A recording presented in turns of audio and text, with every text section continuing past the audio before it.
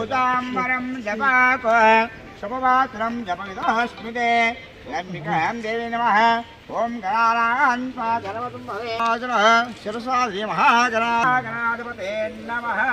ధారయామి ఆజమ్య విద్వానస్తోవక్ష్యామి ఆజమ్య కేశవాయ స్వాహ కేశవాయ నమః. నారాయణాయ స్వాహ నారాయణాయ నమః. మాధవాయ స్వాహ మాధవాయ నమః. గణపతే శ్రీ మహాగణస్వామి నమః. సమస్తావకాలే శంఖపూజాం కృతే దేవతాభ్యో నమః. ఆవాహయామి సింహాసనయామి ఆశ్రమ సంస్థానం ఆపవిష్కారం చేదాతః. మనం ఎలక్షన్ ముందు నేను క్యాంపెయినింగ్కి వచ్చినప్పుడు ఎన్నో హామీలు ఇవ్వడం జరిగింది. అందులో ఒకటి ఈ గుడిపల్లి కాలువపై బ్రిడ్జ్ నిర్మాణం అనేది ఈ ప్రజల దశాబ్దాల కళ. దీని గురించి నన్ను ఆ రోజు అడిగినప్పుడు నేను ఎమ్మెల్యేగా ఎలక్ట్ అయిన తర్వాత తప్పకుండా దీన్ని కట్టిస్తానని చెప్పారు. ఈ మధ్య మళ్ళీ బుచ్చిరెడ్డిపాలెంలో ప్రతి వార్డు తిరుగుతున్నప్పుడు ఈ సమస్య, ఎందుకంటే మీకు అందరికీ తెలుసు మనం అధికారంలోకి వచ్చి 20 నెలలు అయింది.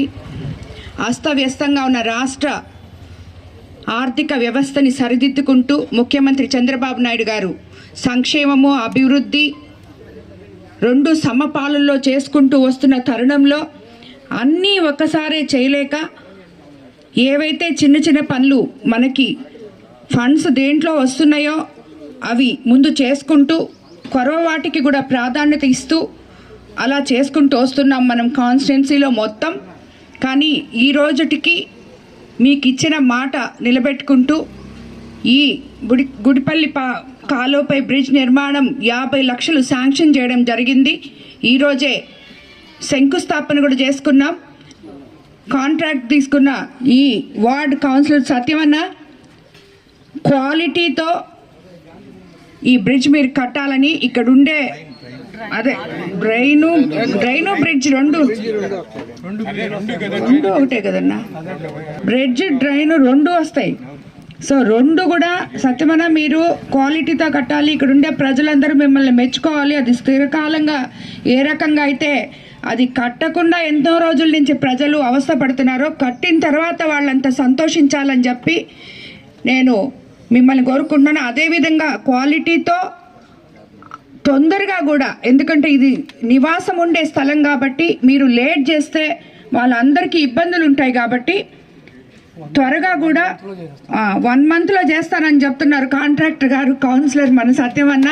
తప్పకుండా దాన్ని క్వాలిటీతో చేయాలని చెప్పి కూడా మిమ్మల్ని అందరినీ నేను కోరుకుంటున్నాను. అదేవిధంగా నిన్న మొన్న నేను చూడడం జరిగింది బుచ్చిరెడ్డిపాలెంలో చాలా మల్టిపుల్ దందాలు జరుగుతున్నాయని.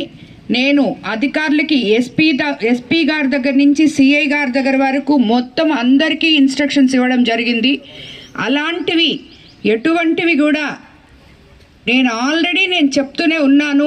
ఇసుక తవ్వకాలు చేయకూడదు, గ్రావెల్ తీయకూడదని. ఇవన్నీ జరగట్లేదు, ఇవి జరుగుతున్నాయని చెప్తున్నారు కానీ అవి జరగట్లేదని నేను చాలా గట్టి నమ్మకంతో ఉన్నాను. ఎందుకంటే రెవెన్యూ అధికారులకి ఆర్డర్లు ఇచ్చున్నాం. అలాగే ఎవరైనా కూడా అలా తోల్తే కూడా ఎంఆర్ఓల దగ్గర నుంచి మైనింగ్ డీటీల దగ్గర నుంచి పర్మిషన్ తీసుకొని ఉదయం 6 గంటల నుంచి సాయంత్రం 6 గంటల వరకు వాళ్ళ సొంత పనుల కోసం ఆ గ్రామస్తులు వాళ్ళ ఎక్కడుంటే వాళ్ళు తోలుకోవడం కోసం మాత్రమే మనం పర్మిషన్లు ఇచ్చున్నాం. కాబట్టి నేను కోవూరు కాన్స్టిట్యున్సీలో ఉన్న ప్రజలకు అందరికీ చెప్తున్నాను, పార్టీలకు అతీతంగా ఏ ఒక్కరు కూడా ఎక్కడ చెడ్డ జరుగుతున్నా నాకు ఇన్ఫర్మేషన్ ఇవ్వాలని చెప్పి కూడా చెప్తున్నాను. ఈ కోవూరు కాన్స్టిట్యున్సీలో ఇసుక, గ్రావెల్, అలాగే చికెన్ వేస్ట్ ఈ దందాలు అనేటివి జరగడానికి లేదు. అలాగే మొన్న ఎస్పీ గారు కూడా చెప్పారు ఇంకేదో జరుగుతుందని. ఇలాంటివన్నీ ఎటువంటి అసాంఘిక పనులు ఇక్కడ జరగకూడదు. అది ఏ పార్టీ అయినా ఏ నాయకులు దాంట్లో ఇన్వాల్వ్ అయి ఉన్నా నేను ఒప్పుకోను. తప్పకుండా సీఎం గారి దగ్గరికి తీసుకుపోయి అయినా అలాంటి పనులు ఇక్కడ జరగకుండా శిక్ష పడే విధంగా నేను చూసుకుంటానని చెప్పి మీకు అందరికీ కూడా మాటిస్తున్నాను. మనం బుచ్చి మున్సిపాలిటీని సెకండ్ గ్రేడ్గా మున్సిపాలిటీగా అప్గ్రేడ్ చేసుకోవడం జరిగింది.